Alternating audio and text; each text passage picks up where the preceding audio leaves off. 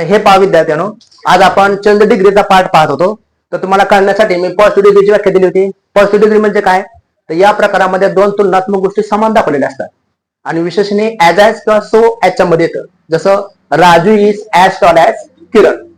नंतर comparative degree पाहिली, एक गोष्ट दुसरीपेक्षा कमी किंवा जास्त दाखवली जाते आणि हे विशेषणाला ER प्रत्यय येतो आणि शब्द कोणते येतात, मोर, लेस, दॅन.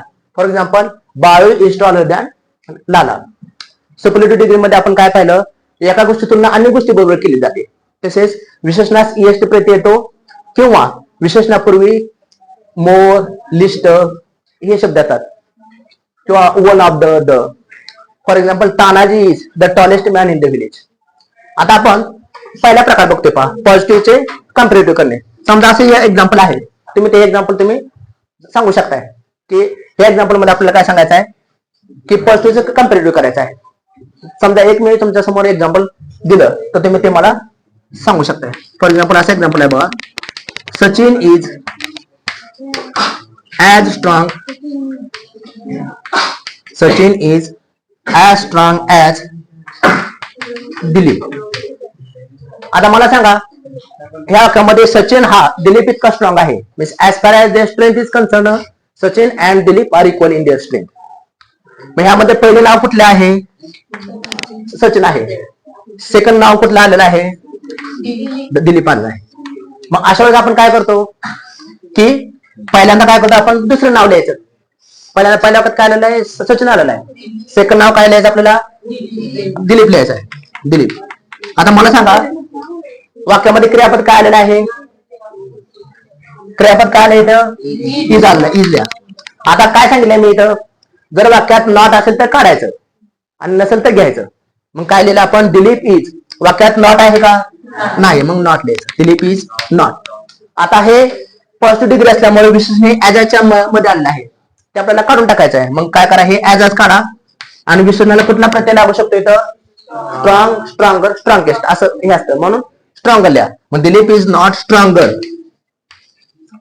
त्यानंतर परत पुढे काय लिहा, द्यान हा शब्द लिहा. दिलीप इज नॉट स्ट्रॉंगर द्यान. पहिलं नाव लिहा, सचिन. वाक्याचा अर्थ बरोबर आला का बघा, सचिन हा दिलीप इतका स्ट्रॉंग नाही, म्हणजे सचिन हा दिलीप इतका स्ट्रॉंग आहे, म्हणजे दिलीप हा सचिन पेक्षा जास्त स्ट्रॉंग नाही.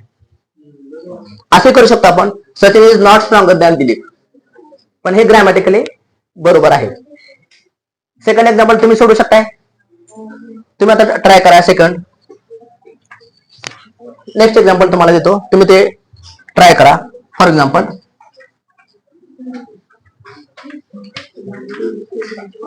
Neha is as beautiful. Neha is as beautiful as Rekha. आता हे वाक्य तुम्हाला सोडवायचं आहे पहा. सूत्र तुमच्या समोर आहे. त्या वाक्यात आपल्याला काय करायचं आहे, पॉझिटिव्हचं कंपॅरेटिव्ह करायचं आहे. Neha is as beautiful as Rekha. सांगा करण्यात पहिले नाव कुठलं आहे, पहिलं नाव काय आलं इथं, नेहा आलेलं आहे. सेकंड नाव काय आलेलं आहे या ठिकाणी, रेखा. सेकंड नाव रेखा आलेलं आहे. मग आपल्याला काय सांगायचं आहे या ठिकाणी, रेखा अगोदर घ्यावं लागेल. वाक्यात वकार आहे का नकार आहे, वकार आहे, म्हणून वाक्यामध्ये नॉट लिहायचं. आणि आता ब्युटिफुल शब्दाचे मी तुम्हाला रूप दिलीत बघा, ब्युटिफुल, मोर ब्युटिफुल आणि मोस्ट ब्युटिफुल. कोण मला हे सांगू शकते पहा, Neha is as beautiful as रेखा.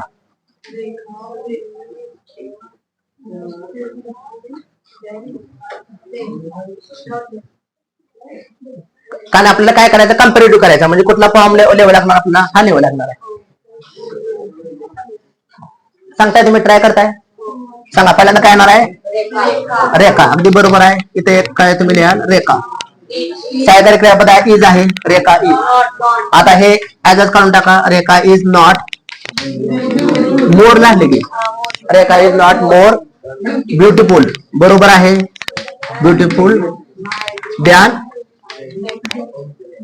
नेहा. कळालं तुम्हाला? आता अजून एक एक्झाम्पल तुम्ही सोडता का बघा. तुम्ही एक एक्झाम्पल सोडा म्हणजे तुम्हाला हा पाठ कळेल. For example, gulab is not as rich as gulab is not as rich as केरा. These two are brothers from our village. Gulab is not as rich as Kera. आता रिच या शब्दात तुम्हाला माहित आहेत ना ते तीन रूप कसे चालू होतील. रिच या शब्दाचे आपल्याला माहित आहे रिच हा कंपॅरेटिव्ह पॉझिटिव्ह आहे, तर त्याचं कंपॅरेटिव्ह काय होणार आहे रिचर, आणि सुपरेटिव्ह काय होते रिचेस्ट. रिच, रिचर आणि रिचेस्ट.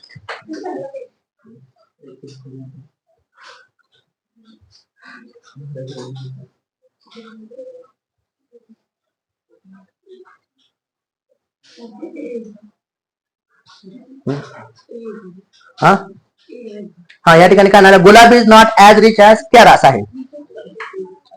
काय नाव आहे बघा, Gulab is not as rich as केरा.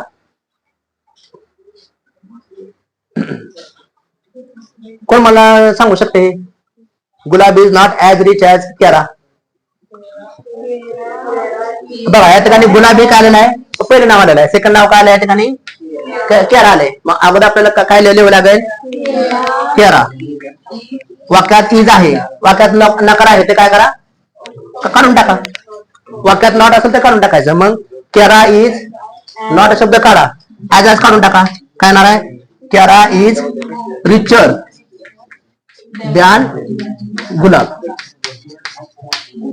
तर पहा विद्यार्थी मित्रांनो, मी तुम्हाला एक थोडक्यात हा पाठ तुम्हाला मी समजून सांगायचा प्रयत्न केला. मला वाटतं हा पाठ सर्वांना कळला असेल. I hope you must have understood what ever I said. Thank you.